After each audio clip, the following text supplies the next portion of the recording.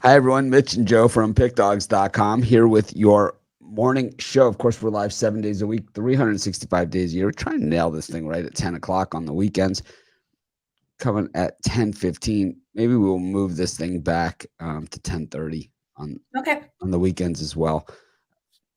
I guess, without college basketball, there's nothing that's going to start at noon anyway.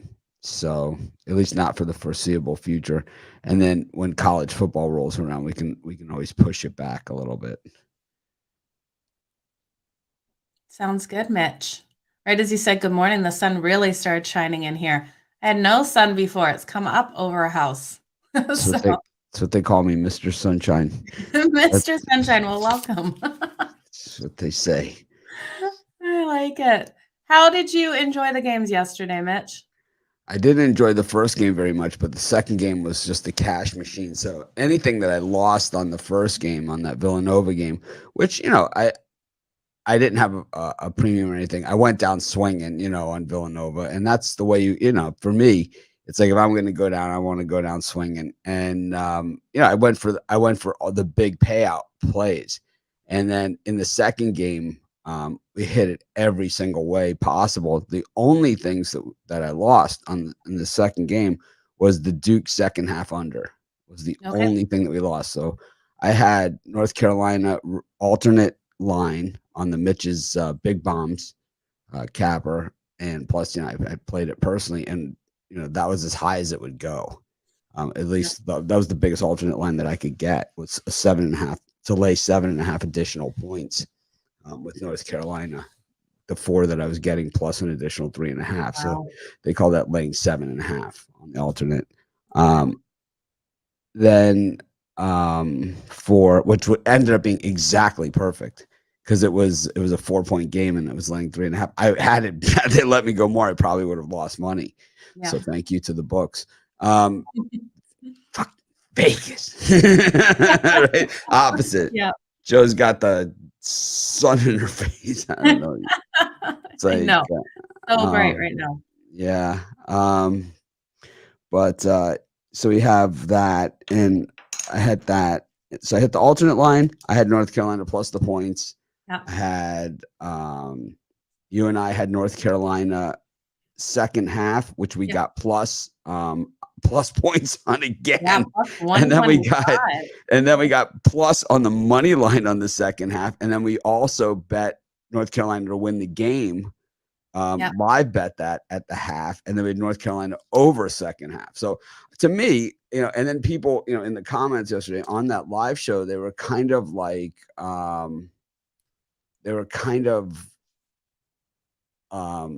don't know, that there's like, these people that we never really see in our chat, they kind of come out of the woodwork all of a sudden, we get to the Final Four of the NCAA tournament. All of a sudden, they're about the college basketball experts talking about how Duke would just dissect them and pick them apart. It's like, we saw this game 3 weeks ago. North Carolina beat the crap out of them. It's like, the only thing that changed between yesterday and that game was North Carolina was playing a lot better. Yeah. That was the only difference. Absolutely. They had no answer for Love, no answer whatsoever. And Duke was the same Duke team that we saw all year, kind of good, but not good enough, right? Absolutely. It was the same team that we saw all season. Good, really good, but not good enough, And I was happy they helped us get that over in the second half, though. What do you think the way they dragged Coach K's wife out there in front of the camera one more time to high five the fans and all that other stuff? It was kind of like, it was enough. We'd seen enough. For you, Mitch. It was for you. Yeah, like, Mitch hasn't seen enough of her. Yeah, it's like, who is this woman? It's like, I don't know. She likes the limelight, so she got to do it one last time with those high fives. I mean, I've been doing this for 15 years. My wife was on in passing in one of my videos, Valentine's Day 2009.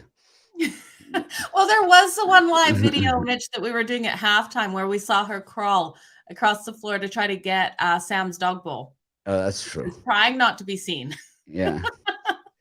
But Coach K's wife, it was the farewell tour for her too. It was just a little much.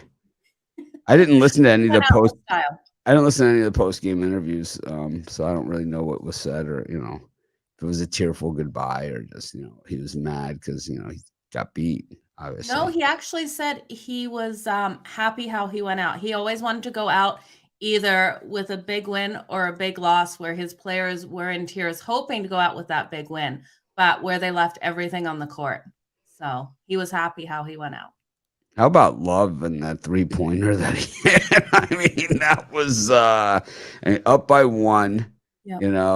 and less than a minute left to go in the game, and he throws up the 3-pointer and Beautiful. just bang, and it Yeah. was like, I think anyone that had Duke at that point knew it was all over.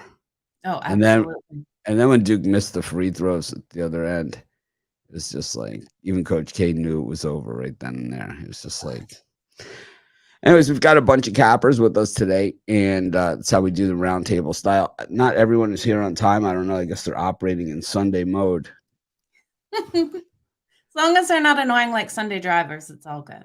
Well, Okay, so I'm going to bring Brian and Alan. nice. Morning, Morning, guys. Good morning. Hey guys.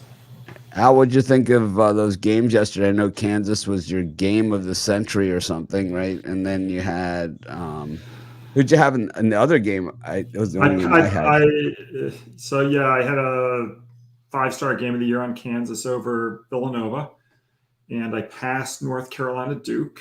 Believe it or not, I did not see 1 second of the Kansas Villanova game. I took my daughter to the beach and enjoyed the day. Then I came home and I got to watch maybe the last 8 to 12 minutes of the Duke North Carolina game, which you saw it was amazing. Yeah, it was just back and forth. So it was pretty good. I was sort of at the time, I even texted my best friend, and I says, I can't believe I'm rooting for Duke. And then he said to me, it's like, well, he said, did you give him out as a play? I'm like, no, I didn't. I didn't play the game at all. I says, I'm just rooting for Duke just for interesting championship, matchup or whatever. And Well, I could recap the Kansas Villanova part that you missed. Kansas came out and hit 7 of their first 9 3-pointers, and the game was over. Yeah, that's exactly what happened. I looked at the play-by-play and I saw that they did not cover for the first 51 or 52 seconds. So I jokingly apologized to one of my clients for the first 51 or 52 seconds of the game. We were on at halftime, Joe and I took Villanova's second half, and guilty as charged, and I was just like, there's no way they're going to shoot 70% from beyond the arc in the second half. It's like, it's just not going to happen. So I really thought that, for me, I played both games personally, alternate line. That's how I do it. And I took, both dogs because I hate all the teams that were left. Villanova was the one I hated the least, but the blue blood programs are not my thing. I'm just not a front runner. Those are not my guys. So it's like, I get more emotional than I know. You're like, you don't care. It's whoever the spreadsheet spits out. It could be Kansas. It could be Coastal Carolina. You don't care. It's like, I know that you're way better at that than I am. But for me, it's like I get emotionally wrapped up, and it's like, I don't know. I just don't think Kansas is that good of a team, and it's like it's a shame, that they make it this far. And I think Carolina, if anything, has played unbelievably down the stretch, and I think if this is December of last year, I think Love is looking at player of the year. The way that he's played in this tournament has been just unbelievable. I haven't seen anyone in Kansas that really has done that. I think Ajabi has been good, but not like that. I think what we saw in the Duke Carolina game in the second half, and the part that you got to see, I think for the people, for the fans, it was something that I think the NBA fans might discount that could happen in college basketball, where it's back and forth, teams shooting shots that look to be somewhat low percentage shots and hitting everything in sight 18 lead changes. You know, it's crazy. Yeah, no, it was a really enjoyable game. As good as For it what I gets. saw, the 10 minutes that I saw it. So yeah, hopefully Monday's game will be just as good. But Kansas was on fire. I mean, that was the best I'd seen Kansas play. The second half of the Miami game and that were the best in the first half of that game were the two best that I've seen Kansas play. Villanova did reel him in a couple of times. They had him, and the shots rattled out. It wasn't like that they missed, you know, it was like clunkers or anything like that. It was the ones that go inside the rim, rattled, and came out. And they had about 3 or 4 of those, and that was really the game because Villanova had one of those. They had it down to 6, and they had one of those that rattled out. Kansas took it back to the other and hit the 3, and it was like, and then they missed again, and then Brown hit the other 3, and then it was game over. But Villanova they had reeled them all the way in, and they had all the momentum. They had done it twice in that game, but never could get over the hump because those 3s rattled out. But, you know, we have a lot of good teams here. Jovan has joined us. Jovan, we're talking about the games yesterday, just recapping a little bit. And I don't know if anyone's done anything to go forward in this one. You know, I'm going to guess we all have premium picks on this game. But Jovan, what did you think of these games yesterday? The Kansas, just that shooting to start the game, and then Al only saw the last 8 to 12 minutes of the Carolina Duke game, but if you only saw that, well, you saw probably the best 8 to 12 minutes of the year of college basketball. I'll start with the first game first. Kansas, they came out clicking on all cylinders, hitting everything in sight. They had a real advantage inside. They were just too big. They were grabbing all the rebounds. Villanova, they're a small team. They wasn't hitting their shots. Just like you said, everything was rattling in and out. And that basically was it set the I'm not finding the good word, but the tone for the game. Yeah. So I had Villanova on the money line, and I quickly saw, why that was the wrong play.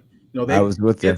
Playing some of the best basketball in these since the tournament, that they have been all season basically. Even in the beginning of the season when I think they started off 16-0, something like that. So, they have a lot of talent on that team, and all the talent's has been playing relatively well in this tournament. Yeah, sometimes you get the bad bounce. Sometimes it's the foul game at the end that gets you, and sometimes all this other stuff. And I just think to myself, during that game, and if a team's going to come out and shoot 70% from beyond the arc on me, I'm not going to win. I don't really care who it is or how they play. If somebody shoots 70% from beyond the arc, and I mean, they were like soft, they're like how Villanova can make those shots where it's just like, the net doesn't move, which they were not making yesterday. They had a few of them, but really not. They just didn't seem as sharp as they normally are. But Kansas was throwing up these floaters that were just like slow motion, right? It was like just made it look so easy. And another problem if you were a Villanova backer was that Villanova is a good 3-point defensive team, but there were numerous free shots beyond the arc for Kansas, and they hit them. They hit most of them. They looked so fast, Kansas, right? The execution, just the passing was super precise, and they just looked really, really fast, just dribbling around. And Villanova just didn't have the answers. I think Villanova needed to be at 100%. They weren't. I don't know if it would have made a difference, to be honest with you. I just think it was Kansas's night.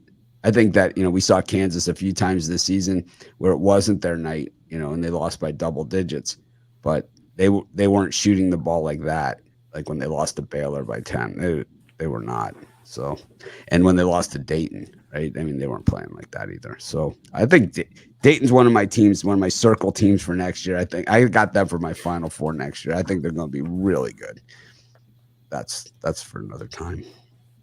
How about the second game? You think Love upped his stock and for the NBA draft? Since the ACC tournament, you could say that about this kid. He's tough. He hits the big shots at the right times. He doesn't back down from pressure. When you give him the ball, he's going to make something happen, and that's what you need in this tournament to move on to the next round. Duke was up by 1, and when he hit that shot, that was a dagger. And then I think he hit another shot when UNC was up by 1, and that ended everything. Yeah. So there was 2 times he hit key shots, and that was it. Yeah, it was a classic Duke North Carolina game. It really was. And it's like I thank the Duke players for missing those free throws down. Yeah, I mean, I was just gonna say that was when he missed those.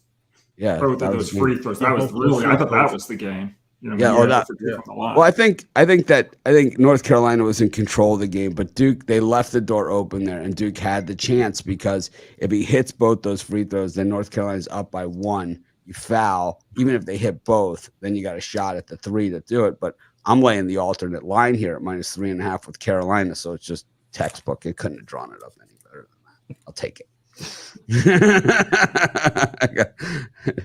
But I don't know. I think that it sets up for a really good championship game. We've obviously, you guys are going to have picks on the game and stuff, but I just think that Kansas doesn't have the advantages over North Carolina as far as the inside game with McCormick and Lightfoot. I don't think they have quite the advantage there that they have with that they had against Villanova as far as the size difference inside. And I don't know, if they're able to do those same things. And I think the same issue is that I think Manic brings them outside too. And it's like that's going to be a disaster because,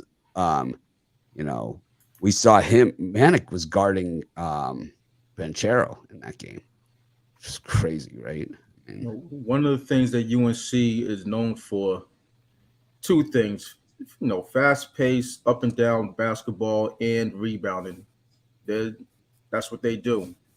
And they're not going to have – Kansas isn't going to have an advantage if, they have a slight advantage, whatever. But I think that's a wash as far as, rebounding and points in the paint. I think that's a wash. I think it's going to be a wash in this game. They had a clear advantage with Villanova because Villanova's small, but in this one, I don't think.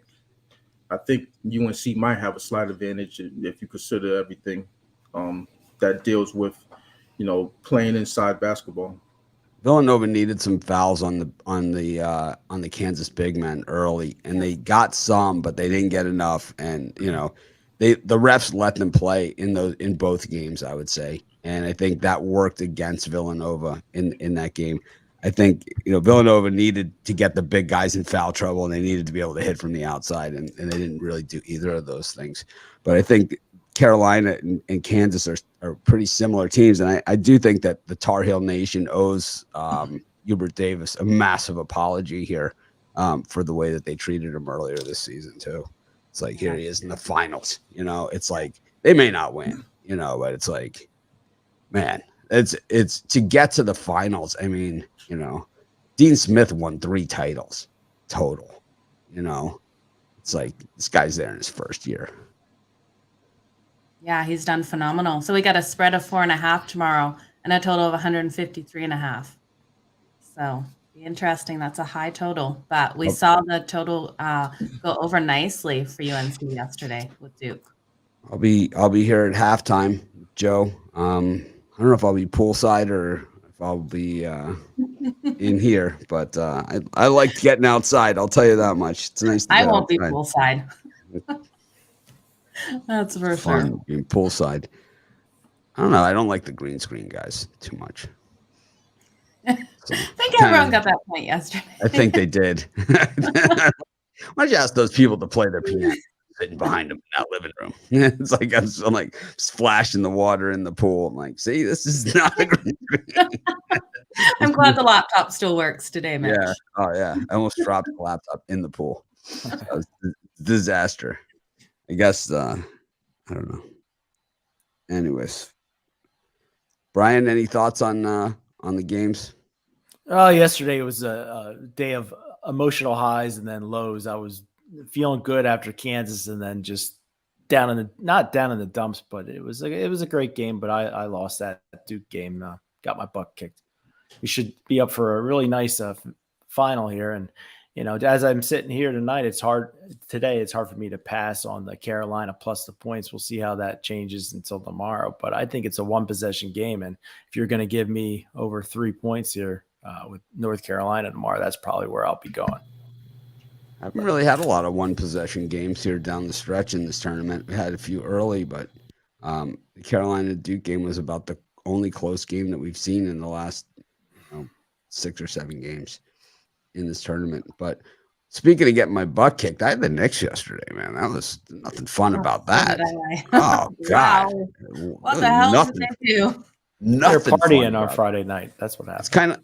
It's kind of like I always compare that to like the guy at the blackjack table that says, well, at least I got the entertainment value out of it. It's like there's no entertainment value about getting your ass kicked like that. It's like there's like, what's the entertainment value, Lost by 18 points. Oh, it wasn't even that close. It wasn't even that close. They were never in it. It was like it's like they just laid down. What about those Golden State Warriors coming back? They looked dead when we were on at halftime. Mitch came out, got that win over the Jazz, 111-107. Yep, the Warriors, they had that heater, the betting tools nailed that one. They jumped on that streak. So absolutely. Don't like being home underdogs, that's for sure. But got a bunch of NBA today. We're just gonna go around the schedule. Welcome Al Ninos to the show. Thank you. But we're just getting into the NBA schedule here. We got 3 earlier games. Yesterday we kind of went over each game individually. Today we'll kind of group them together by time slot, only because there was only 5 games yesterday, so it wasn't that much of a big deal. But with all these people and games, I think we could just kind of skim around and people could kind of just quick hit them. Washington against the Celtics, which I don't know. Washington looked pretty good the other night. I was on the wrong side of that one too against the Mavericks. That was like I should just keep a list of like my big beat downs of the week. Like they have the bad beats, which has already been done, right? And then other people copy that. We should just have like the beat down segment. It's like, God, was I beaten down by the Wizards in that Mavericks game? I mean, I still don't know what happened. I can't even tell you what happened in that game. All I know is like that was like when the blackjack equivalent to that is you put down $300 at the table at $25 blackjack, 12 hands and you're out. Maybe 13, like you get one push, but like 12 hands and you're out of there. It's like just crushed. But so Celtics against the Wizards, the Bucks against the Mavericks, 2 teams both got crushed. I was not involved in that Bucks Clippers beauty. And then the Lakers against the Nuggets in what looks to be a pretty interesting matchup with the Lakers at home here. Definitely, it's a must-win game. It is, but they're not getting these must-win games done. I don't know. In that one, I have to take the Lakers plus the points. It's probably going to kick me in the ass here. But they need this, and they need this so bad. I'd sprinkle on the money line if I'm taking them plus the points. So it's going to be a hard one. They were so horrible in the last 6 minutes, or maybe the last 4 minutes of that game the other night versus the Pelicans. I mean, you could not have played worse, and that was a must-win game as well. And they just, they no cohesiveness at all on that team. They didn't know what the hell they were doing. No, not at all. They just look lost. Al Ninos, any thoughts on any of these 3? Sad times at I was gonna say Staples Center. It's the crypto center now, isn't it? Yeah, it's sad times for Laker fans, man. It's rough to watch. It's not too much good going on. I mean, yes, we're getting Davis back, but might be a little too little, too late. So still got a little bit of hope, but everything has to go our way right now. I think pretty much, yeah. You watching the HBO series about the Lakers? Nope. I didn't even know there was I one. don't. I'm not a big fan of this Lakers squad. I mean, No, it's they not. got a It's not lot of about. It's not players. about that. It's not about this. Oh no, you're talking about the Magic one, the old school one. Yeah, No, I haven't seen it. That looks awesome. pretty good though. It's Yeah, it's that looks really pretty good. good. It's really Yeah, good. yeah, yeah, It's good. yeah. I need to check that out. Yeah, it's kind of it's the thing is they really have like a lot of top flight actors are in this thing. It's It's John not C. like Riley is in it, right? yeah, it's like yeah, John C. Riley is Jerry Buss, and they have Jason Segel like from Forgetting Sarah Marshall. He's Paul Westhead. They have you know, a bunch of guys like that, and it's interesting to see kind of like how they built the Lakers back into being the Lakers. That's what it's really all about, and about like Jerry Buss and you know his lifestyle, you know, and Sally. Is it Sally Field? Is in it? I think it's Sally Field is in it. She's the mother. Yeah, I saw like a couple commercials for it. It looked pretty cool though. It is really good. I had not watched the first couple episodes, and it was one of those things where I was skimming the channels, and I saw like the last 10 minutes of one of the episodes, and it was like, wow, this is actually pretty good. And then I went back and binged, you know, all the shows. So now I'm all caught up. So tonight is, you know, the next episode. It's like they've just put together the offense, you know. So very exciting. The season hasn't started yet. Showtime, huh? Yeah, it's awesome the way that they got the guy from the Blazers, the coach. I didn't know the story, you know, but they got the coach from the Blazers, an assistant coach from the Blazers, who came up with this offense where nobody has a real position. And like, so Nixon was a point guard, and then Magic was a point guard, and then he's like, you know, let's try see what it looks like with every you guys together. And Kareem, I guess, really did not like the system at all. He didn't like the running up and down the court. So Yeah, a lot of bigs don't like doing much of that. But, yeah, he did not like it. Did not like it. But anyways, back to these games. Jovan, any of these three for you?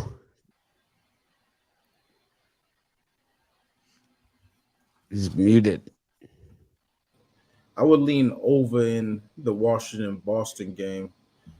You know, since Kristaps Porzingis has been playing for Washington, this team's been looking relatively decent. You know, I can't say they're world beaters, but they've been putting up more points, getting up and down the court. You know, so I would say the over in that one, and I would say the over for in this one because no Robert Williams, and the Celtics still have a good defense, but just not and as you know, a good defense. They're not elite without Robert Williams. They're gonna get the job done, but you know, I could if Robert Williams was in the game, it would be the Washington Wizards wouldn't sniff 100 points. Without him, I could see them getting to 105, 110, somewhere around there. And got to roll with the Lakers, and I'm taking them on the money line. There's no value in taking them, you know, at +3, +3.5, or 2.5, or wherever it is. I would have to play them on the money line to get that plus money, or just pass on that one. How about you, Al? Big Al?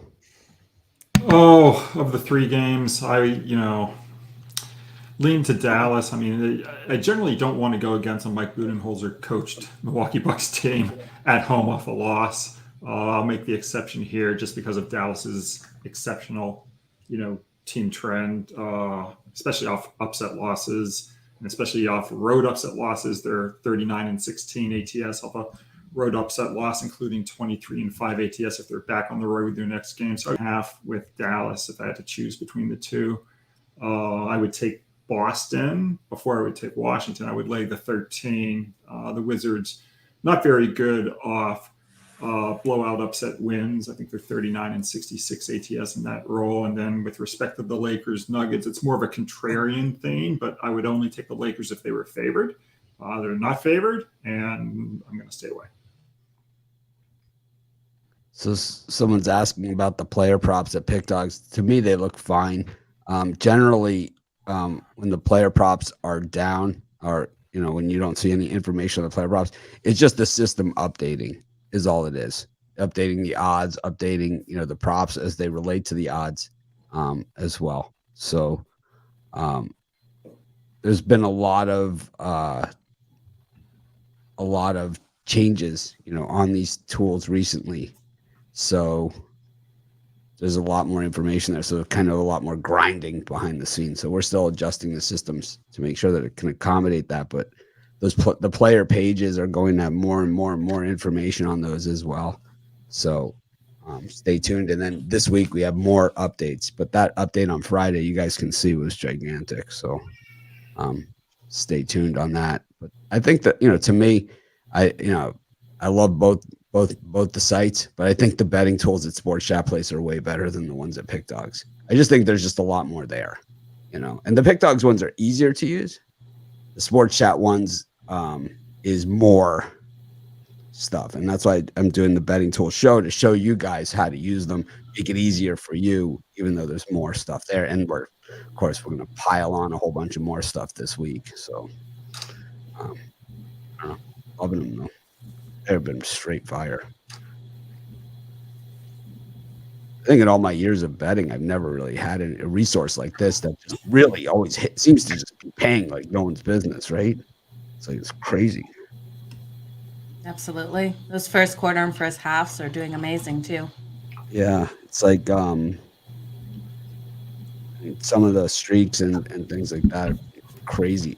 It seems that it works better on a full schedule than on a lighter schedule days. Like they seem to be better. Maybe I'm better, at deciphering the information on full. There's more opportunity, obviously, with more games. I think it's also good to get you off a team too. Like if you're liking something and then see a huge streak for the other team, it's good to get off that team and keep you off a game that could go the other way. I could see it in hockey, especially because that's a sport where it just seems that, especially those puck lines, it just seems to be, there's no rhyme or reason to it sometimes. But sometimes what I've seen is that, I know nothing about hockey, but I give out hockey picks every day. People say they win. I don't watch the game, so I don't know exactly what happens over the course of it. Not even checking the scores. You're like, you won. Good. I usually will take the card because I throw it right at the end of the show, and then I will pick it up off the ground, and then I have it, and then I'll check them off just to see how they did. Nice. I got to pick it up off the floor anyway. So I like the Mavericks in this one against the Bucks. I just think it's kind of like what Al said. You don't want to really go against the Bucks at home too often when they're rolling. But this year they haven't been such money against the spread. The Mavericks coming off of that game was very, very. That was just a weird game for the Mavericks because it wasn't like Luka wasn't playing or something happened or anything. It was just like they just got blitzed. You don't see that too often. For the Bucks, Giannis didn't play, Middleton didn't play. Middleton, the night before on the Thursday night game, who were they playing? The Nets, right? He grabbed someone by the arm and threw him on the ground. Got thrown out of the game. It was. Oh, yeah, I forgot about that. Yeah, so maybe it had something to do with that. I'm not really sure. But I think this one is going to be pretty high scoring too, even though it's going the other way, the line. And I like the Wizards against the Celtics plus the points because it looks like a sucker line for the Wizards. So I'm a sucker, so I'm going to take it.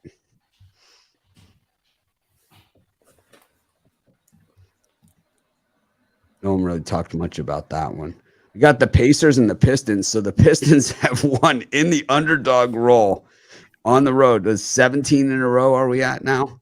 Yeah. It is one of the best. Yeah, 17 in a row as dogs versus the Eastern Conference. And here they are, dog against the Indiana Pacers of all teams. You know, it's The tanking this Pacers. is like Fiddler's like so smarmy to begin with about the whole these streaks that it's like I think he couldn't even like finish reading the sentence to take the Pacers is my guess. But Well, you skipped me on the earlier segment. But that's go ahead. Go ahead. I don't want to drag it on too long, but No, it's anyway, fine. I think the earlier part is, Yeah, where got some 12 of the, games plus hockey. some of the meat on the bone is. I like the Boston Celtics here laying the points. I think the Washington Wizards, that was a mirage win. Boston's rolling along, and the Dallas and the Bucks, both teams are off embarrassing losses, but I'm going to go with Milwaukee in the lean here. I think they bounce back at home. And then the LA Lakers, they've been burning me quite a lot lately. This team's too good. You're getting 3.5 points. I'd really be surprised if both Davis and LeBron start tonight, but I'm going to take the 3.5, 2.5 with the Lakers, whatever I can get. What would they be saving them for? What would they're not saving them. For? These guys Why don't wouldn't seem they to be start? able to stay on the court. And Yeah, but it's like, so healthy. there's 82 games in a season. I think the Lakers should be favored if those guys are playing. They're at 77. There's 5 games left in the season. They're 1 game out of the playoff. Not if you watched them play the other night, Ryan. I mean, Lakers are brutal. I'll give you that. But I think that if both these guys were definitely going to play, I think the Lakers would be 1.5, 2-point favorites in this game. Over the Nuggets? Yeah, I don't know. I'm taking the points. Maybe it's a sucker line, but I think the Lakers cover tonight and win outright. So I think that's the better of the 3. The Nuggets are 46 and 32. The Lakers are 31 and 46. That puts them, I don't know, 20 games ahead of them, something like that. They would definitely be favored. This is the end of the road for the Lakers. They gotta win tonight. I said that this is kind of like Michigan, saying that Michigan has to win, make the tournament, but Lakers need to win. 15 games, the Nuggets are ahead of the Lakers. But the betting tools love the Wizards covering the spread as road dogs against the Atlantic, 4 in a row on that one. And betting tools also like, that's all they like on that as far as those go. I love the betting tools. Yeah, the Lakers line is a lot like their last game. Didn't they open as was a pick 'em, or were they a small dog on that open? 2-point dog. And then That's a good point, Al. Lakers were favored in that game, 1.5 to 2 points. When it opened, I know it closed. I didn't open. It moved through. It opened at 2. I think it opened closer at to 2-point pick 'em. dogs, and then once it was announced that LeBron was going to play, I released it in the morning, and the line I got, because I took the Lakers in the game, the line I got was either -1 or 1.5, and I think I released that at like 5 or 6 a.m. Yeah, I think the night. I think the night before the opening line was the other way. It's not around 5 a.m. The Lakers are favored.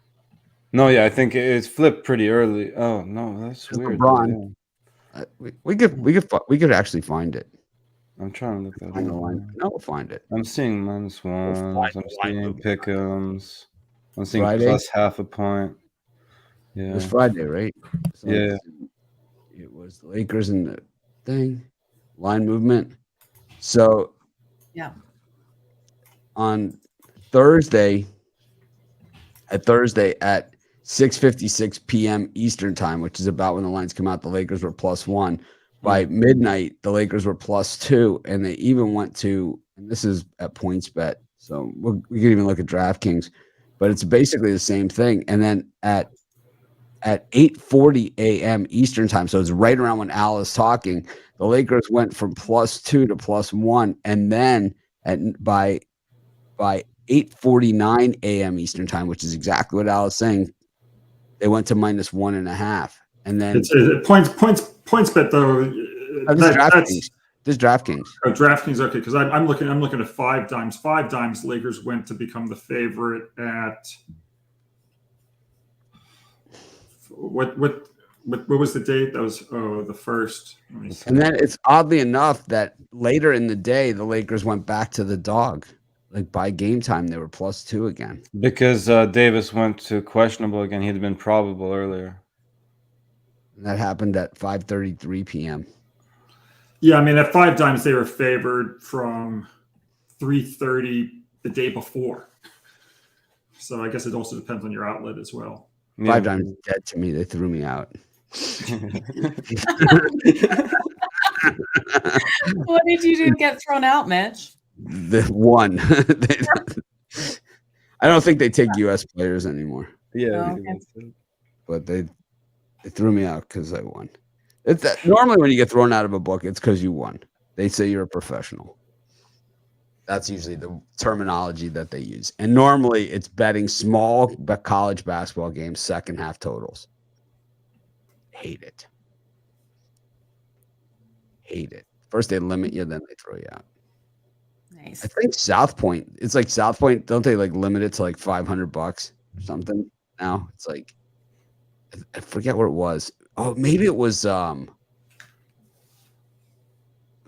maybe it was during COVID or something. They were limiting like $500 because it was like they're getting destroyed on games.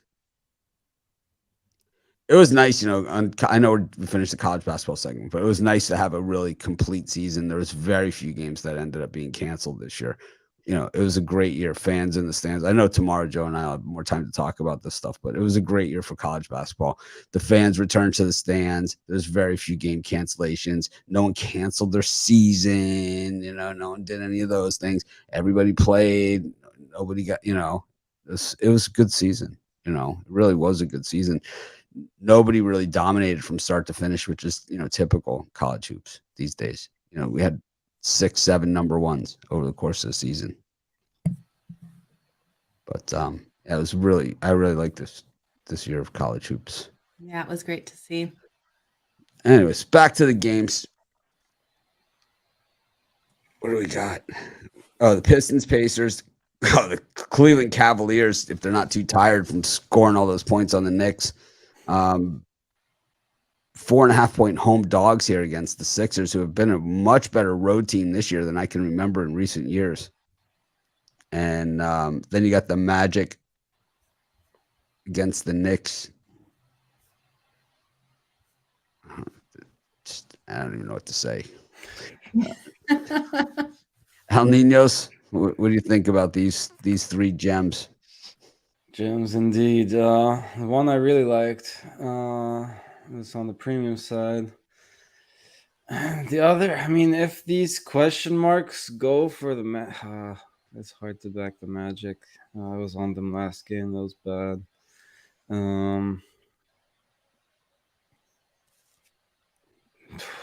Yeah, I guess a slight lean to the Knicks, but I'm definitely not crazy about it. How could you not be crazy about the Knicks? Come on, you like any of these 3 games? 4.5. I would say Philly. With Cleveland, they're 4-8, 4-8-1 on the second out of a back-to-back. I don't like that. Even though the Sixers, they're not too tough in that trend as well. They're 4-5, but I see a big matchup. I see an advantage with Joel Embiid. He should get whatever he wants inside if he does want to go inside, because he likes to take step back jumpers like he's a shooting guard. So he get whatever he wants in the paint. Without Jared Allen and Evan Mobley, I believe they're both still out. So that's what I like. I was looking for the prop on while you were talking for the points, rebounds, and assists on Embiid, but it's not out yet. So see if we can get one by the time the show is over. But I like that bet. The over on that for sure. For exactly the reasons that you said. And yesterday we mentioned Garland on the show, and of course I had the Knicks yesterday. He destroyed me. Guy's good. Al, any of these 3 beauties? Which Al, Big Al or Big Al? Yeah, I'm also trying to do some quick research as we talk. I'm trying to find out how teams do on 5-game or worse losing streaks in the last 5 games of the season, and especially if they're favored. Let's see here what the answer is. Sorry. It's okay. We've got time. Yeah, I just see what we got. Okay, they're 165 and 145 ATS, whether or not they're favored. And if they're favored, I have to put on my glasses so I can even read anything.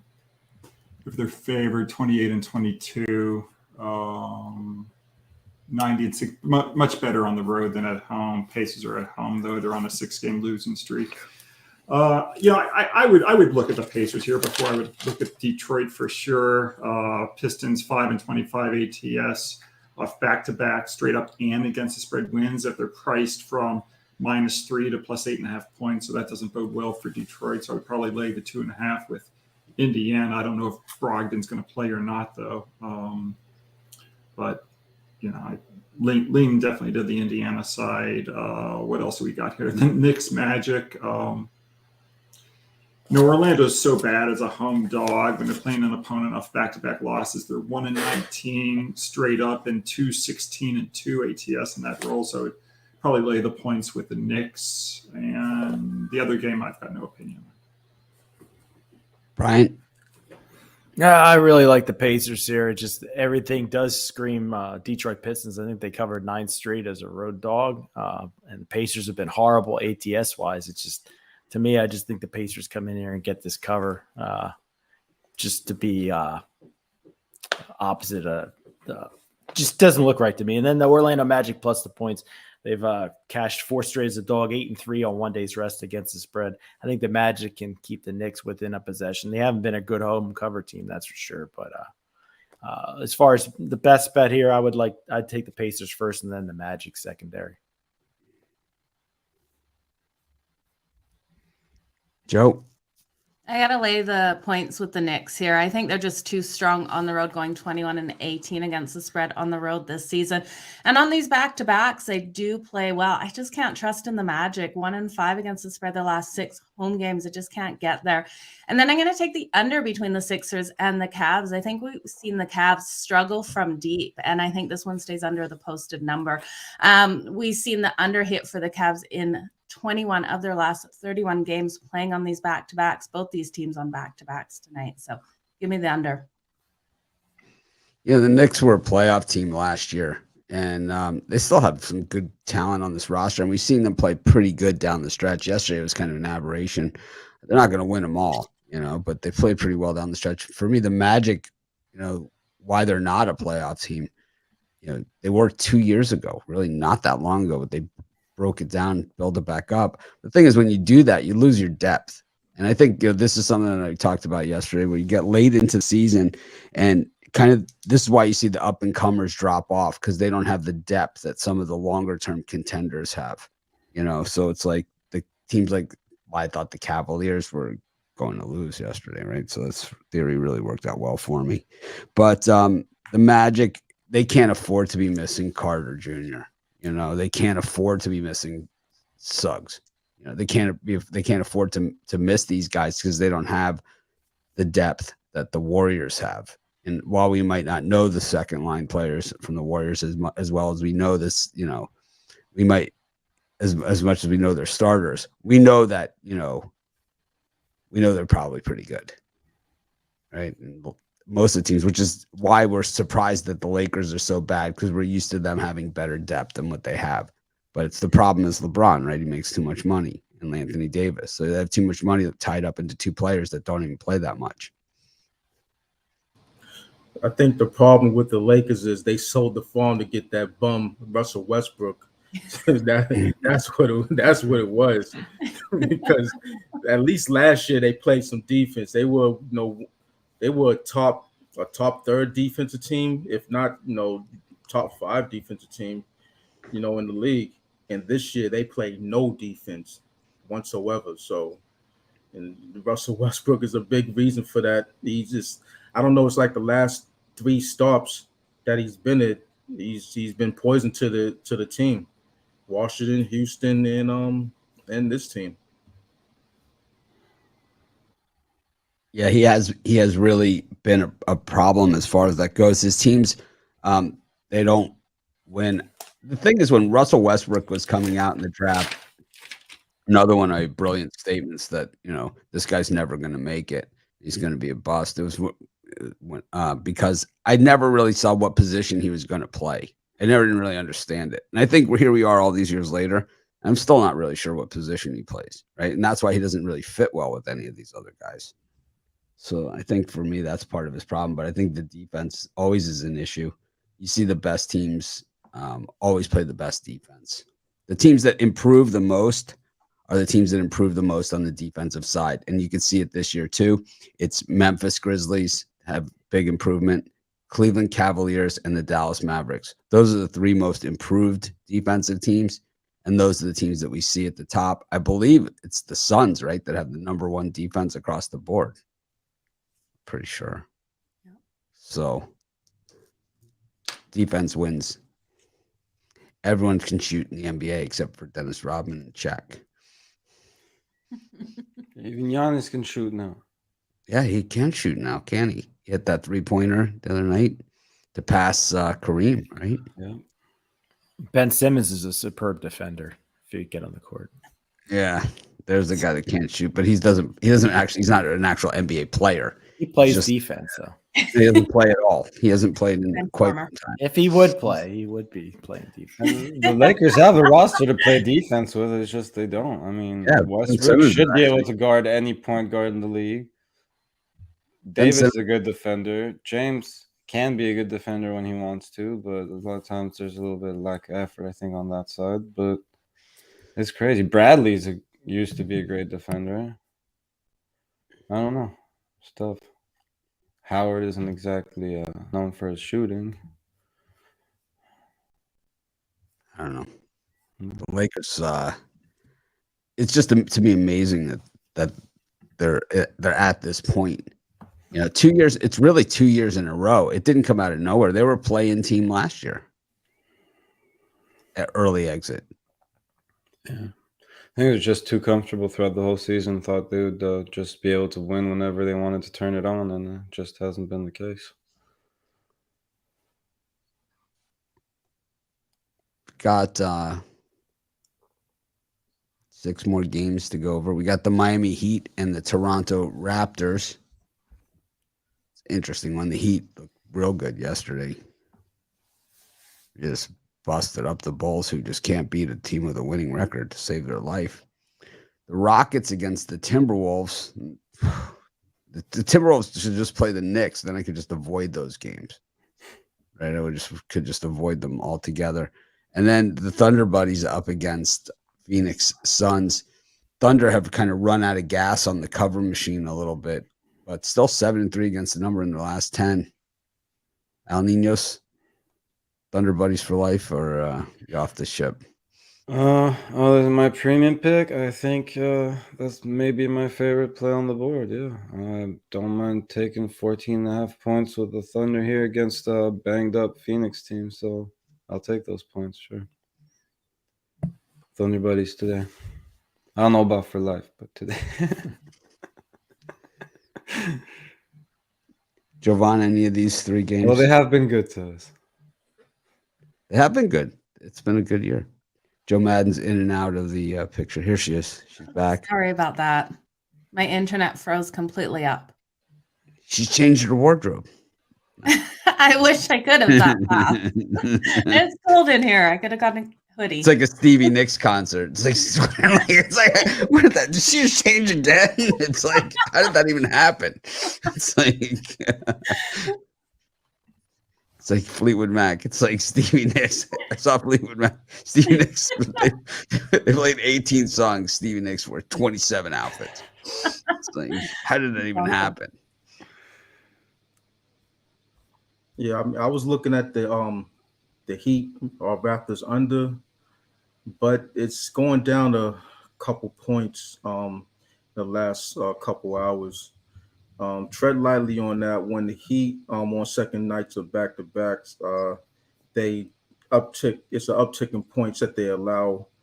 I think I'm not too sure on the exact amount of points, but I think it's a considerable number. and they're 4-1 to the under. I mean, to the over in their last 5 games as the underdog. So I would say tread lightly on that one. So that would be a lean at best at this particular total, which is I think 212 and a half at this point.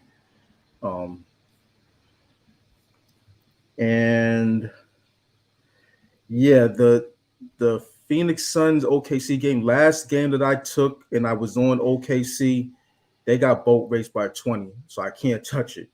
So I even at 14. Going on 15, looks like. Big Al, any of these?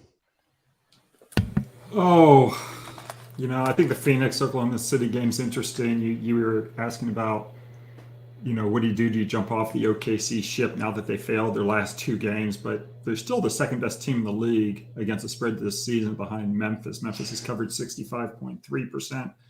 OKC covering 63%. If you take a look at how teams do in the second half of the season, if they've got a 62.5% or better, ATS win percentage, if they're off back-to-back point spread losses and they're playing at home, they've covered the spread 45 out of 62 times. So maybe take a look at Oklahoma City here. Although you don't really want to go against Phoenix in this situation. I think what Phoenix coming off that upset loss as well, on the road. So for me, maybe with a gun to my head, I'd take the points with OKC, but it's a shaky nod.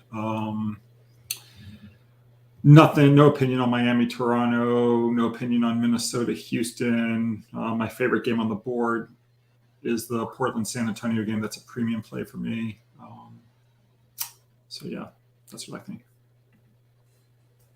Brian? Yeah, it's my least favorite spot of the board here. But if you, like Al said, if you had a gun to my head, I would take the Thunder plus the points. They've been a solid cover team all year, and the Suns without Ayton and Booker, I believe, in this one. And we all know the books are aware of it, but I just think that's a ton of points. And the Houston Rockets plus the points at home. I mean, they've been a horrible home cover team, dreadful. But I just don't see the Wolves beating them up here. I'll take the slight lean to the Rockets, and the better play is probably the Thunder plus the points.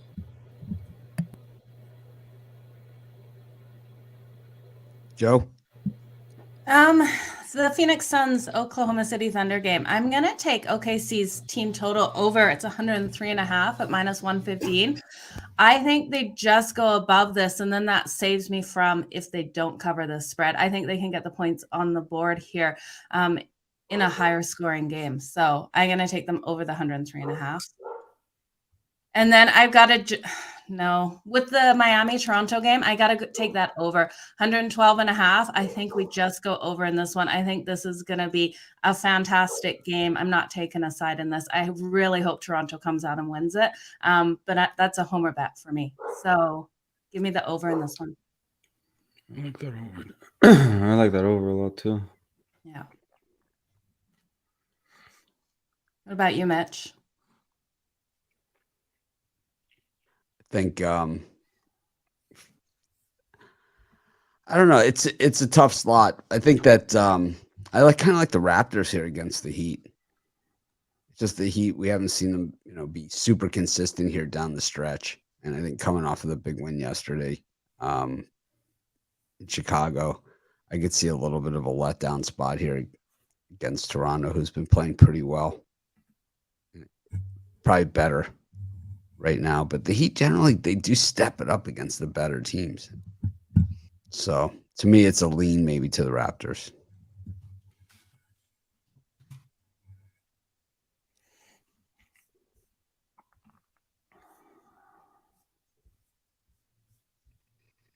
You guys got any thoughts on Lowry playing in Toronto today, going back there?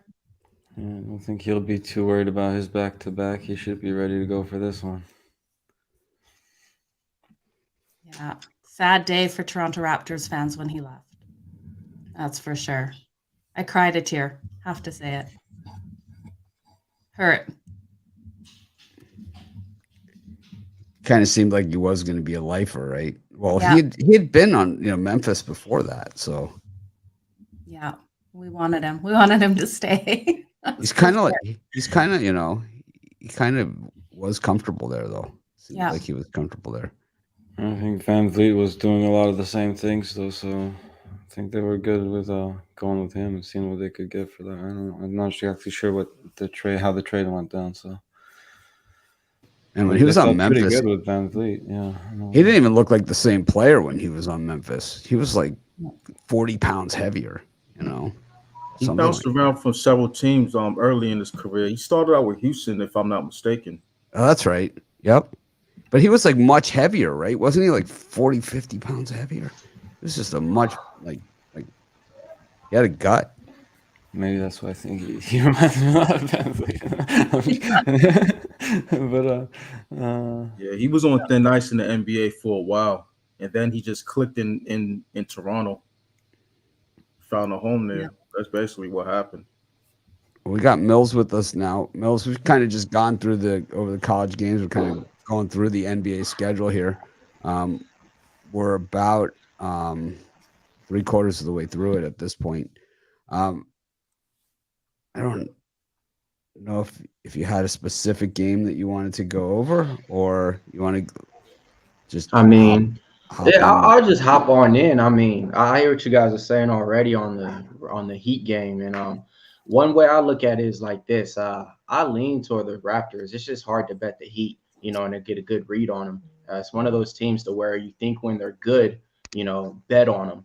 They're gonna win the game, and they don't cover. Matter of fact, they don't even win. So that's rule number one for me. I never bet the Miami Heat in any game, any year. Learned that 2 years ago. So I'm not liking the Heat in this game at all. You never bet the Heat ever? Ever again.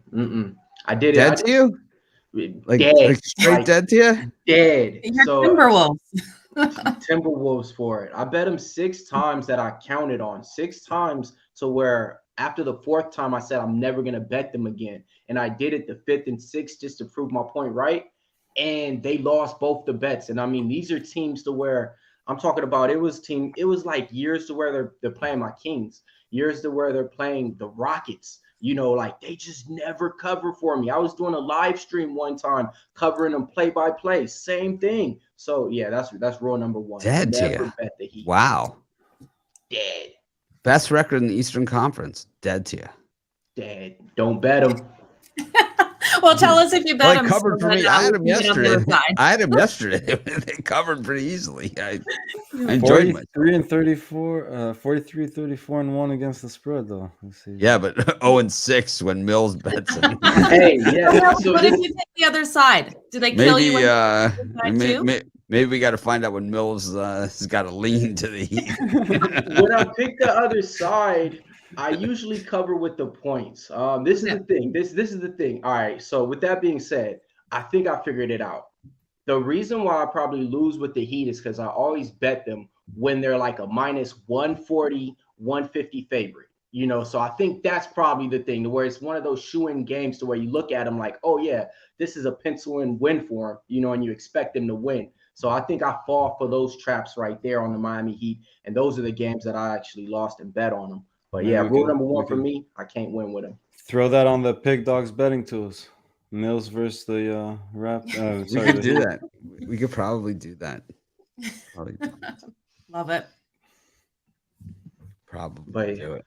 But yeah, now I was looking at a little bit one of the games coming out a little later on the West Coast. All right. Well, we're just getting up to that time slot. Joe, did you go in these games? Or Yeah, you I did. did. I I did. followed up. So we're on the Did last Brian, slot. to everyone? Okay. Yep. Yep. We got the Spurs against the Portland Trailblazers, and yikes. I think the Blazers and the Thunder should just play each other from here on out. G League game. Kings and Rockets could join that league, no? who? Rockets? And Are they Lakers. eligible? Yeah. The Lakers. Playing game for that tournament. And then, well, you know what's going to happen. The Lakers are not going to make the playoffs. They're going to get a lottery pick. They're going to end up getting the number 1 overall, getting to Sheway from Kentucky. Right? It's like problem solved. It's pretty much, it's like that's what will happen. It's like, I was looking at the NFL draft already. I don't know why. Something. Oh, you know what it was? Because they were saying that the Dolphins, when they traded Devontae Parker, which This is the funny comment that I read about this. This is the best, right? This is my favorite comment of the entire article I read. Bill Belichick is very familiar with Parker from all the games that the Dolphins play. It's this guy never plays. It's like, no way. It's like, you're familiar with this guy from the games he played against the Patriots. What, in a walking boot? Because that's what this guy's uniform is. It's like, oh my God, no way. Have you ever seen this guy play? No way. He's Where is the draft this year, Mitch? Vegas. It is Vegas again? Okay. Draft is in Vegas. And I don't think was it in Vegas last year? Yeah, it was last year in Vegas. Or no, was it meant to be in Vegas the year that it was canceled? I think it wasn't canceled. I think it was COVID, right? Yeah, that's right. So it was, but this year I believe it's in Vegas. The Dolphins have no picks, but they're saying in 2023, the following year, they've got 2 number 1s, like 3 number 2s. They've got like a load of drafts. So if they really see someone in this draft, my guess is they'll trade back in. This Dolphins have been super active trading on draft day recent years. Anyways, Spurs and the Blazers. Both these teams, Spurs might be a playoff team. Al's a Spurs fan. I have a question for him when we get to this one. Not necessarily about the game. Kings against the Warriors and the Clippers versus the Pelicans. Bills? What do you think? Any of these 3? Yes, sir. I definitely I'm gonna be looking at one of these games on there for a premium play. I can't really speak on that game too much. That's the Kings game. I got that as a premium play. Did you go over the Pelicans and Clippers as well? It's just these 3. We haven't gone over. We're just starting. We're just getting the ball rolling. I mean, a lot of players going to be out for the Phoenix Suns, so you guys might want to tread lightly with that. So looking at the little injury reports, looks like Devin Booker's going to be out, Crowder's going to be out, Aiden's going to be out. And for the Oklahoma Thunder, they ain't playing nobody. So it's going to be a hard stretch game in that one. Line going in the opposite direction, though, than you would think with those guys out. The line movement. Well, the thing is that you would think with those players out, Booker, Ayton, right, that the line would drop 2 to 3 points at least, even if they're playing the Thunder. So I don't know if the injury report is off or if just no one cares. I'll have to look. I got so many things. Go to my player pages.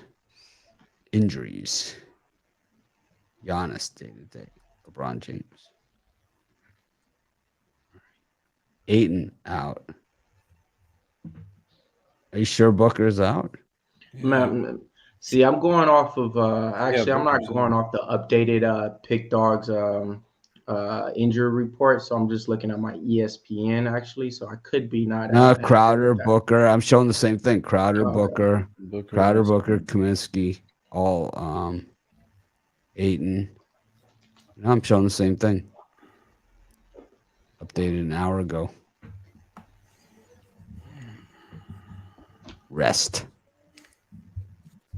Maybe I should be out with rest. You're on a back-to-back, Mitch. I am on the back-to-back. How many backs-to-back are you on now? What are we doing tomorrow? What are we going to do tomorrow? Have fun. Sit here and laugh. Why don't they play the consolation game anymore? They used to have the consolation game. Do they still have it? They actually had in the NIT, I think, was it last year? They went back to it for 1 year. I like it. Consolation game. It would be Duke against Villanova. It'd be a good game. That would be a good game. The old consolation game.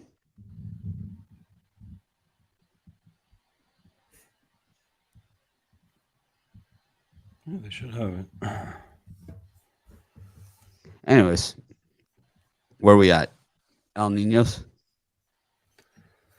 Last 2 games.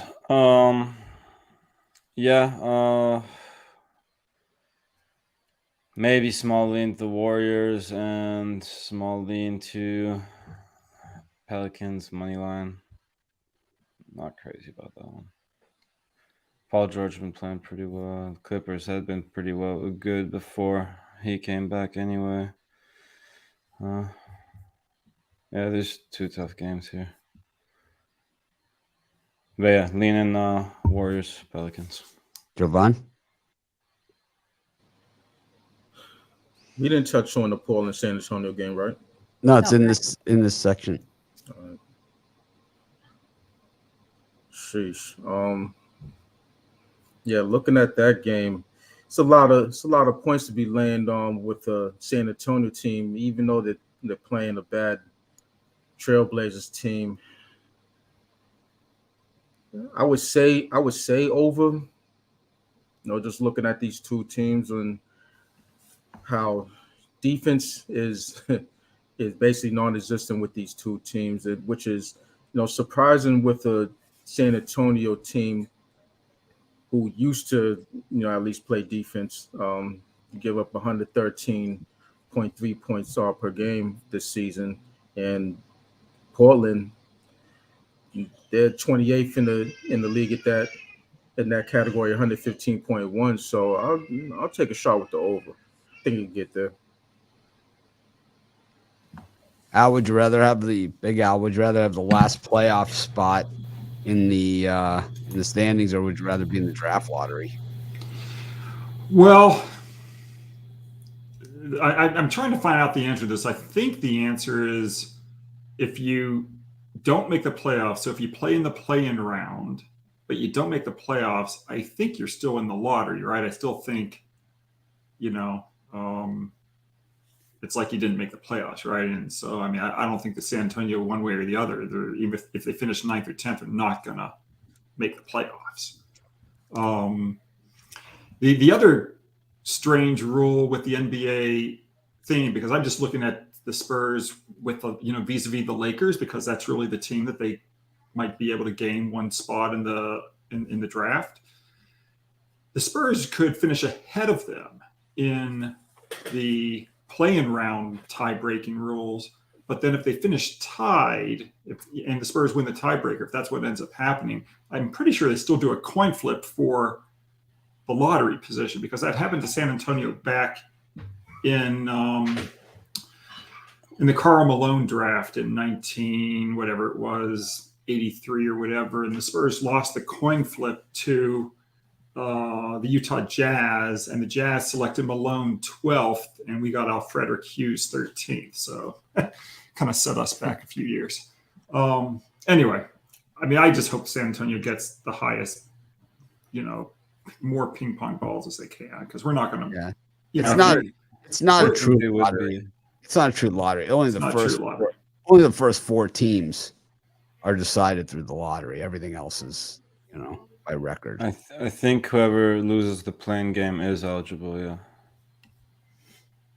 Yeah. So anyway, I mean, it's as a fan, it's just kind of pointless to even make the playoffs, because you're going to play the Phoenix Suns if you're seeded 8th, and what the hell's the point, So. I'm kind of rooting. I mean, I was rooting for the Lakers to beat the Pelicans. I'm just rooting for the Spurs not to make the playoffs. But let me mention something about the Golden State Sacramento game. This, Golden State's off an ATS win. They upset Utah their last game, and now they're playing a revenge-minded Sacramento Kings team that they beat by 12 points in the last meeting. And Golden State now is 20-59 ATS off a point spread win if they're playing an opponent with revenge, including 0-8 ATS their last 8. So, that's just one of Golden State's weak spots. I would take Sacramento plus the points here, even if De'Aaron Fox isn't playing, which I don't know. I don't think he is, but no, Fox is not in the lineup. Yeah, he's out. Yeah, so he's out. Sabonis is out. I'd still take the 5.5 with Sacramento. So the 14th team in the lottery has 1.7% chance. Less than that. What is it? 0.5. Yeah. I mean, out of 1,000, I think it's 1,000 ping pong balls. You only have 5. but they wouldn't be the 14th team, right? I mean, they would be, if you go by record. Yeah, because the Eastern teams would be ahead of them. Right. Sure. I mean, San Antonio would be whatever it would be, 12th eighth or or 11th. whatever. I think them and the Lakers are trying to make it eighth, whatever. So. At 8th, you get 60, which is actually not bad because the top 3 only get 140. So I would say, it's really not bad. Yeah, the other thing that's important for the Spurs, I don't know if they're going to plan to do this, but they have 3 picks, I think, in the top 25 or whatever it is in the first round. And they may try to package those 3 together and swap them with one of the teams in the top 1 or 2 or 3 who would be happy moving down, for example, to number 8. And if the Spurs see somebody they like at the very, very top of the draft, they might be able to group those 3 first-round picks together and trade up. So, who's the guy that would fit the best with the Spurs right now? Keegan Murray. He's not going to be there. I would say, for me, Ben Chera, but who knows? I think he's the best. You'd rather have him than Toshiwe. Well,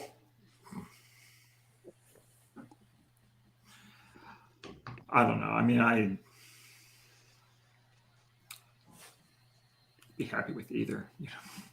I'd be happy with Chet Holmgren, to be honest with you. You might be there. Yeah, we need something in the middle. It'll be interesting this draft. I think that you have guys that are enamored with Chet Holmgren, and then you have the, could be Darko part 2. Brian, we're out these. I'll tell you what. Yeah, I'm really excited about it. I should have been on the Sacramento Kings. I'm really kicking myself in the ass yesterday. Loved the Golden State Warriors, but I think today's the spot where you fade them. The Kings, streaky team. Everybody knows that. They've got 2 straight wins. I wouldn't be surprised if they won this outright, but I'm going to take the points here. I think it's a 1 possession, maybe a win here for the Kings. I like that play. Joe, jumping on the Kings. I love the Kings. For myself, I'm looking at the Trailblazers and Spurs game, and it's a lot of points. I'm worried about that backdoor cover at the end. So I'm going to take the Spurs in the first half in this one. We got a line at 8.5, and I think they come out nice and strong here, and then I don't have to worry about that end of game, what their mentality is in that last minute. So they've won the last 4 games in the first half against the Trailblazers.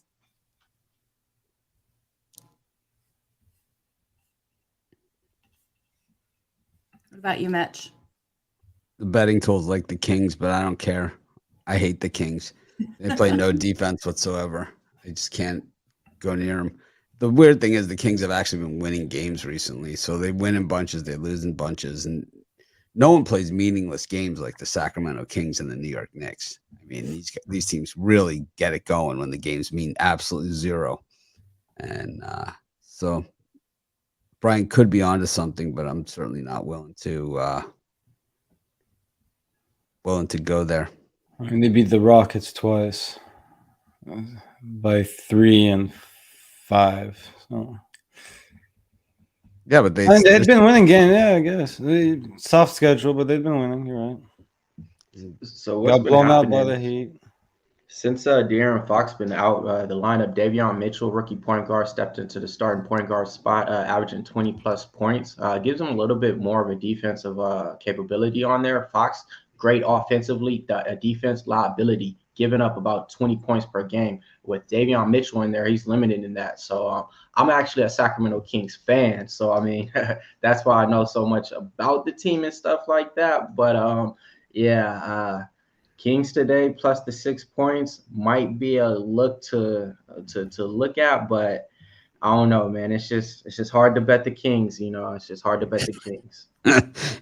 Mills is the Sacramento Kings fan. He's the only. They have a fan. The only that lives in LA too. So how's that? I know you're paying Mills. I'm a Chargers fan. So what if the Cavs beat the Nets in the play-in game? It's like that certainly could happen. It's like, what if the Nets end up in that lottery? They get to Shiway. Oof. Just imagine that revenge factor. The Cavs beating the Nets, Karis LeVert beating the Nets, the team that traded him to get Kyrie, to get everybody that's supposed to be better than you, and that would be crazy. Karis LeVert, he gets traded several times a season now. It's this guy. It's like he's going for what was the pitcher? The guy, it's like I would say he was on the White Sox, but Edwin Jackson. He gets the Edwin. He's like going for the Edwin Jackson Award. Gets to play for every team. Thaddeus Young in the NBA. Yeah, I mean, it's just like generally those guys, they do okay for themselves though. LeVert's a good player. He just always seems to be the trade bait guy. You have value on the market. I mean, I guess people can have different opinions about him too, but yeah, I agree. He's a very good player. I guess it depends how good people think he is. Looks better to some than others, but yeah, I think he's a great player. Not a superstar, but any guy you can fit into any lineup for sure. This will be one of the best NBA drafts in a while too, so that's going to change some things too. This is a very deep draft, super deep, I think.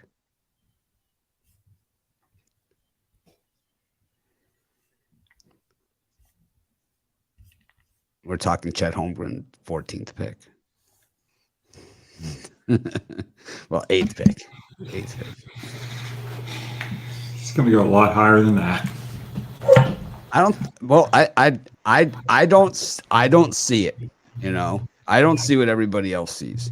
I don't see it there, and it's like, I understand that he can pass the ball, that he can do all those things, but he's going to get erased is what's going to happen. And it's like, there's no way that he could go up against, like, you think like when Zion Williamson like comes in on this guy, it's like, what's he going to do? Take the charge? Good luck. He'll end up in 6 different pieces. I just don't think he's got the toughness. He's probably a guy that would be best served by staying another year.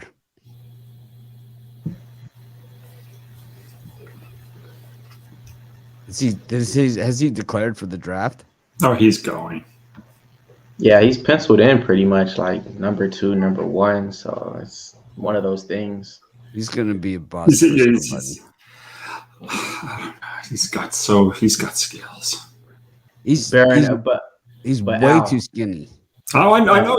I watched a video of him playing with Suggs where he plays shirtless, and the guys, I mean, his waist is like the size of maybe my 2 arms put together. He makes Mobley look like he has Earl Campbell thighs. It's like he's like, he's like Davis look huff. Yeah, it's like, this guy is a stick. Yeah, he's hit the weight room. That's for sure. But it's And then when we say skills, I remember this guy named Andrew Baranelli or whatever, Toronto Raptors #1 pick. He had skills and stuff, but I don't remember him too much in the NBA after that. He kind of reminds me of him with his physique a little bit. Oh, Bradley, right? Sean Bradley. Sean Bradley is who I think of, yeah. Darko. There's been a lot of these guys like this guy. KD. No. Yeah, well, if you look back at that Texas team with Kevin Durant, it's like, how does that team not win a championship? You got Tristan Thompson and Kevin Durant. You got, you can just look back to Oklahoma City. How's that team not win a championship? Oh, I know. Well, because the reason why Oklahoma City didn't win a championship because Kevin Durant is kind of a wimp about the whole thing.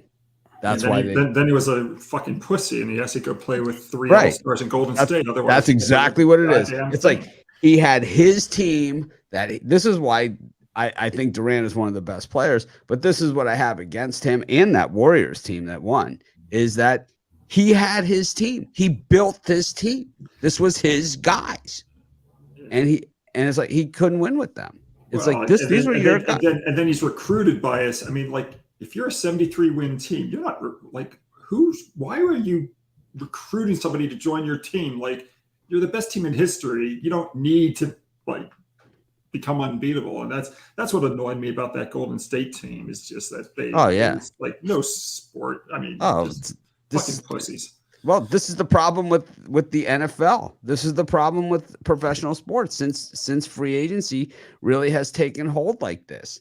This is really the problem. This is why I can't be a fan of these guys. I'm not going to go out and buy an NFL jersey of a guy that's going to be playing on the Indiana Pacers next week. You know, it's like I'm not going to do it. You know, it's like I can't buy into the system. It's like back in the day, fine. The players, they were stuck on teams, right? But it's like there has to be something more to it. This and the transfer portal are the two most ridiculous things. The transfer portal is out of hand. You know, it's like, so I get beat out for my starting position, so I'm going to transfer somewhere else, so I can get beat out there. I mean, that's really what is going on here in the transfer portal. Once in a while, you have a guy that, you know, that really does it. Most of these guys, it's like they get beat out by position. And then it's like, so there's two things going on. There's that in the transfer portal. And then I can make more money on this team as a college player, right? That's the new one is what it's going to be. I can make more money on this other team, on Michigan, on Alabama, whatever. Texas A&M, where they're handing out checks now. Texas A&M, we got $20 million set aside for our recruits for these NILs. What? It's like, what? 20 million set aside for NILs for our new recruits. Yeah, who has the number one recruiting class in the country? You know, surprise. Oh, I flipped the Texas A&M. You didn't even take a campus visit. I don't care. It's like that's what signing day was this year. I mean, and so what? No one's going to copy that next year. You don't think USC and UCLA have some massive boosters, right? I mean, you're going to see the emergence of some of these really big money schools. Yeah. You know? Oh yeah. USC's ready to get back. They're gonna be writing some after that with Lincoln Riley there. Oh boy, they're gonna be writing some checks. You know, after that happened. You know, that was the worst thing that ever happened. You know, the college sports was that the way that they're doing it. I think the players need to get money. You can't take guys from the inner city and whatever, throw them in with a bunch of rich kids and expect them to not even be able to get a job and make money and live. I mean, that's not fair. But at the same time, you know what happened with that? That's Terrell Pryor. Yeah, well, it's not just him. I mean, he's one that came that we saw, you know, with all that happening. But it's like this happens all the time. It happened with Randy Moss. You know, it happened with Cam Newton. It happens with all these guys. You know, it's like, what do you think is going to happen? You know, it's not fair. You know, they put them in an unfair situation. You can't win. You know, it's like, how could you make a kid go to college that doesn't come from a wealthy family, not have any spending money? I mean, it's ridiculous. It's a ridiculous thought process that he can't even go to McDonald's with the other kids and get a Big Mac because he doesn't have any money to do that. And you're putting him in this situation to do that, you know? So when Randy Moss steals some guy's stereo, you know, or Cam Newton steals a guy's laptop, it's like, you know, surprise, you know? It's like, it's terrible that these things happened, but it's like, there has to be a better way, you know, called equitable, right? It's called the salary cap. No, I've never even looked at it like that. Like, honestly, like seeing the college athletes, you know, around those prestige universities, you know, all around the nice stuff and, you know, surrounded by people with money, they feel like they need to fit in, you know, so they need to play this part or act a certain way. I never looked at that. I actually looked at it the opposite side, where I looked at like, man, you have all this at your fingertips, you know, why would you do all this other stuff? But now since you put it like that, yeah, that makes a good point, actually. Yeah, I mean, a lot of these athletes, you know, these college athletes, they don't come from the money, but it's like you think like, you know, like if the Christian Leitner thing that they did on ESPN. He didn't come for money. You throw him in at Duke, where it's like, I don't know what the annual. Wow, I'll tell you, Big Al will find out what the annual tuitions are in a couple of years. But it's like, it's like 60 grand a year, right, or something. Yeah, it's. But I mean, I just think it's just when I went to school, I mean, my family, we were whatever, upper middle class, but I didn't have money. I had to go work at the movie theater, or just get the extra money, as a sophomore or whatever in college. But when you're playing on Michigan's football team, you don't have the spare time because all your spare time is spent. You're not allowed to. You're not even allowed to get yes. You can't supplement any money with work. So yeah, they should definitely they're not. But the thing is, the players aren't even allowed to get a job. They're not even allowed to get a job. That was part of the problem. Now it's like, now they can just give the money for signing a bunch of baseballs. It's like there has to be an in between, and it's the same thing with the transfer portal. Which I think the answer to the transfer portal is for college basketball.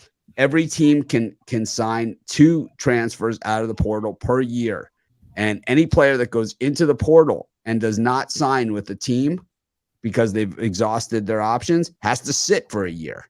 And I think you'll see less players go into the portal. I think for football, it could be 4 or 5 and do the same thing, that every team can only sign up to 4 or 5 guys out of the portal. And anyone that doesn't get signed has to sit for a year. You're going to see way less people in the portal and sticking it out if something like that happens. And I think for the licensing, there has to be a cap and maybe like a something else that goes, that the money goes somewhere else, because that the Alabama quarterback was making $1 million before he was ever named the starter is crazy. It's crazy. Nick Saban was against it. And he's like, this guy's made over $1 million. I haven't even named him a starter yet. That is crazy. It's just going to make it tougher to compete, with the schools that have the big boosters. Because the boosters can basically say you own Shell Oil, and say, okay, well, we're going to have, the starting offensive line talk about how tough it is, how tough we are as a company. Okay, here, $5 million each. I mean, that's where we're going. That's where we're going with this.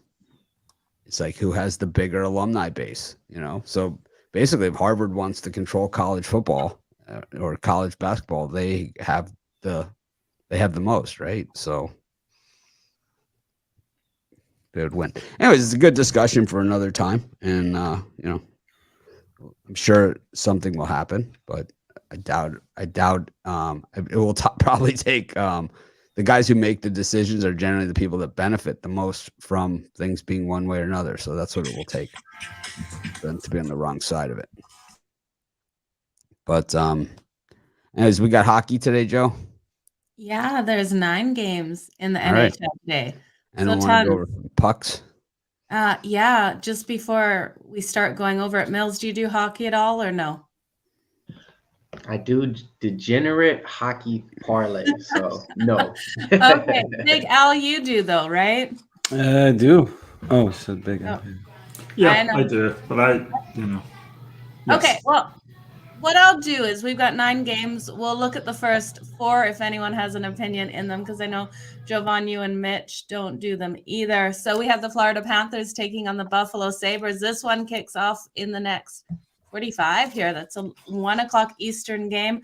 Detroit and Ottawa, New York Islanders and the New Jersey Devils, and the Philadelphia Flyers and the New York Rangers. Al, do you have an opinion? Sorry, I was. Yeah, we talked about this Buffalo Sabres team real quick on yesterday's show. I think they're in a pretty good spot to keep this one close. The Panthers are a very good team, but they'll be playing their second game in 2 nights. They're on the road. And the Sabres been playing some much improved hockey. So I think they do keep this one close at least, and wouldn't be completely shocked to see them pull the upset off either. So I'll take the Sabres plus the 1.5. Okay. Big Al, do you have any opinions in these first four? I don't. Okay. So no. Brian? Yeah, I'll tell you what. I got burned on the New Jersey Devils yesterday, blowing a huge lead, but they didn't scare me off. I'm right back on them today. Islanders 2-8, last 10 Sunday games, and following an overtime, Devils have won 4 of the last 5 following an overtime game. So I'll take the New Jersey Devils money line. Okay. Mills, any degenerate bet in this one? Yeah, I'm actually looking at the over in this Buffalo game. I think I was looking at a stat. It said that Buffalo is 6. The last 6 games they hit the over in this one, so I'm gonna be actually looking at the over in this Buffalo game. Yeah, I like the over strong. It's a number of 7 here, but both these teams been putting up the numbers like crazy. Actually, interesting. When we look at the dog here, the Buffalo Sabres, their team total is only 2.5. And take that over. We're paying some juice at -130 as well. But I'm with Al on this one. We look at the Sabres team, and they've been playing strong. So I think we can sprinkle the money line. Puck line is definitely the safest. They've been keeping these games tight. Mitch, do you want to come in here with a magic 8 ball on any of these games? I'm good. You're good. Okay. And then you guys, I'll be going over all of these games on Puck and Crazy later. So I'm not sure who's going to join me. Al Ninos might join me. But for you guys here, let me just see which other game is in this time slot. I'm also looking at the New York Islanders, a team total over 3.5. We have this Islanders team. They're not known for these high-scoring games, but they're playing the New Jersey Devils. We saw the Devils in action the other night. They're allowing 4.5 goals in their last 10 games. We have Dawes expected in goal. He's allowing that 3.27. I think the Islanders easily come in and put up 3.5. And with that plus money at +128, I love it here. Sorokin is expected in goal for them. And they did win this last one 3-2, but the Devils defense was playing better at that point, and the Islanders are averaging 3.1 goals per game. So I'm loving that in this time slot. The next 5, you guys, we have the Minnesota Wild taking on the Washington Capitals, the Vegas Golden Knights taking on the Vancouver Canucks, the Arizona Coyotes taking on the Chicago Blackhawks, the Edmonton Oilers taking on the Anaheim Ducks, and the Dallas Stars taking on the Seattle Kraken. Brian, did you like any in this 5? Out of that grouping, I think I'm going to take a chance with the Vancouver Canucks here. It just seems like they're trying to sucker you in here to the Golden Knights. For me, I think the Canucks stand tall at home here and get the win. So out of that grouping, just Vancouver. Okay. Big Al, did you have anything in the last part of hockey? Yeah, I mean, I've actually got a bunch of premium plays on all the Okay. wins. I've got a triple pack in the NHL today. So Perfect. Anything you can talk about or no? You got to go on Puck and Crazy if you're. Yeah, we need you on Puck and I Crazy. got to go to sleep. I haven't got to sleep Well, yesterday. not today, but I mean, No, I mean, my favorite play. Brian just touched on it. And I'll add it. It's my favorite play of the 3 games in the triple pack. It's the Vancouver Canucks. I mean, you've got a Vegas Golden Knights team. They're off back-to-back road wins, but that was against Seattle, and Seattle's the worst team in the Western Conference. Before that, they had lost 7 straight road games. You've got a Vancouver Canucks team that, I mean, let's face it, they're not going to make the playoffs, but they still, in their minds, think they can. They're 8 games, behind the last playoff seed right now. Vegas is 1 point behind the last playoff seed, but the Canucks, I mean, it's a must-win game as far as these games go. I would take Vancouver, especially at -110 here at home. Okay. What about Al? Do you have any opinions on these 5? I do. I kind of like the Capitals at home. Slightly into the Canucks as well against the banged up Knights. I mean, no, actually, I'm probably staying away from that game. But I do like the Capitals here with the rest and home ice advantage against the Wild, who have been playing some great hockey, but I think it's just a tough spot. They're coming off a big road win last night, and I think it's 2 tough spots on 2 nights. I think the Capitals take advantage of that at home. Nice. Mills, any degenerates in here? Yeah, I'm actually going to piggyback off that same game right there. I'm looking at the Wild versus the Capitals. I'm looking at the over in there. Both teams are excellent on offense. Minnesota scored 3 goals in the last 9 games, ranking fourth shots on goal. And then you got the Capitals too. They scored 3 goals, 7 of the last 10 games as well. So I'm gonna be looking at the over in that game. Yeah, I think it's a strong play for the over there. I like the first period over 1.5, and that first period of that game is -136. So both these teams come out really strong in that first, and I can see it, especially with the rest that we've seen the Hurricanes on here. And then I like the over between the Edmonton Oilers and the Anaheim Ducks. We all know the Oilers suck, and they've got Mike Smith in net tonight, and we're going to see a lot of goals here. The Ducks will be able to put them up to help us get over, but the Oilers' offense doesn't suck, you guys. They have been averaging 4.9 goals per game in their last 10, just dominating. So I think we have a high scoring one in that. You can get their team total over 3.5 at -118. Ducks team total over 2.5 at -118 looks nice too. I think both these teams get the points. Mitch, that's it for hockey. You can come back. Awesome. Anyone have any parlays or anything else they would like to do? Prop, parlay, anything? I got a 3-game parlay. Okay, Brian. I'll tell you what, this 3-game parlay, I absolutely love it. And I haven't loved the parlay in quite a bit. Sacramento Kings, LA Lakers, and the Pacers minus the points. Love those 3. I'll throw out a parlay 3-teamer. Wizards, Celtics over, Lakers money line, and Trailblazers, Spurs over.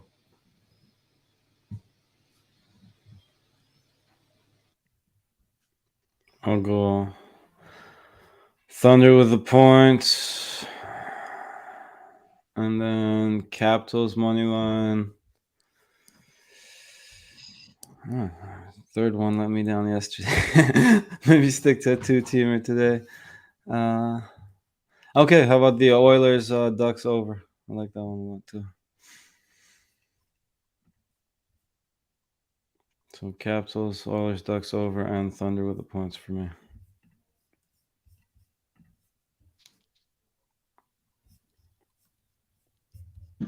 All right, Sunset, we're at the parlay party. Let me go ahead and join on in. I'm gonna take the Pelicans +2. I'm gonna take them with the money line Toronto Raptors.